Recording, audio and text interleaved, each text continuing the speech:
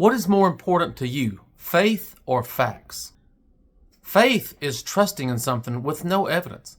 The Bible even says, faith is the assurance of things hoped for and the conviction of things not seen.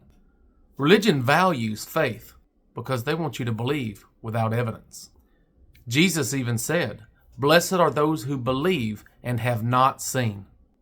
Now, why would religion value faith instead of facts? I know why, and you do too.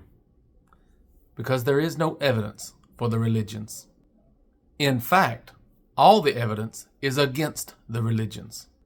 There is no evidence that there is an invisible man in the sky who hears your prayers and responds to your prayers. There is no evidence that God spoke to Moses or through Jesus or any other man to tell them what to expect when we die or how to live this life.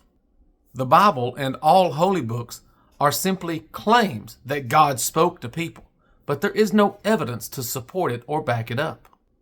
This is why they value faith. They want you to believe what they tell you to believe without evidence.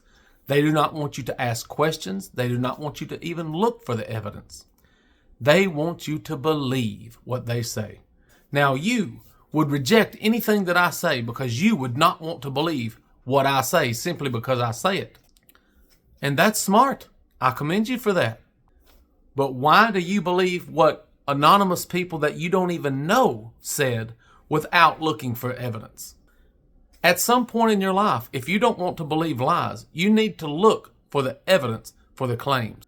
Unless you're satisfied in just believing what ancient anonymous people wrote without looking for the evidence.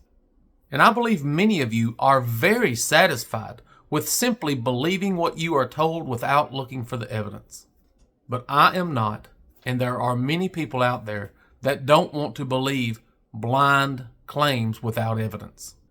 The Romans did not submit to the Jews. The Romans did not crucify people because the Jews demanded it. The Romans did not take people down from crosses simply because the Jews didn't want bodies on the crosses during their Sabbath. And the Romans most definitely did not allow honorable burials to crucified victims. Yet the Bible would have you believe that all these things actually happened long ago with no historical record of this at all. The Bible is not the proof, it is the claim. There is no independent historical corroboration for the biblical narrative anywhere. There's not a single person who wrote about Jesus in the entire first century. The scholars will tell you that maybe Matthew, Mark, Luke, and John were written in the first century, but there is no evidence for that claim either. There is no first century manuscript. We do not have original signature copies of the manuscripts. The Gospels were not even written by eyewitnesses. They don't even claim to be written by eyewitnesses.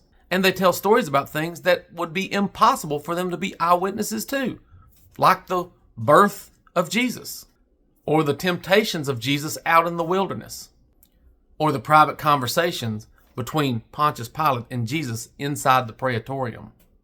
So the best case scenario is that the stories that we have about Jesus are just word-of-mouth stories that were handed down from generation to generation and told and retold by people who were not even there.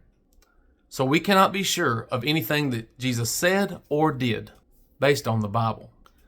And there are tons of contradictions between the gospel narratives, and even more egregious contradictions between the Old Testament and the New Testament. For example, the Old Testament says no one can die for the sins of another, and that God hates when you condemn the innocent and justify the guilty. God also hated child sacrifice, and yet all these abominations are core fundamental principles of Christianity. The Old Testament was written in the Hebrew language. The New Testament was written in the Greek language. It was written by a different group of people for a different purpose, and the New Testament is contradictory to the Old Testament. I have clearly laid out an abundance of evidence in my book, Jesus Demigod. But I don't expect you to believe me because I say so. I want you to look at the evidence and decide for yourself. Can believers heal the sick in the name of Jesus today? Of course they can't. There are Christians dying of every disease just like non-Christians. And there are millions of Christians praying for their loved ones. to no avail. If Christianity is not true, do you still want to devote your life to it? Christianity is easily proven to be false. I was Christian for many years, and I didn't want to accept that I believed in a false religion, but I did, and you do too.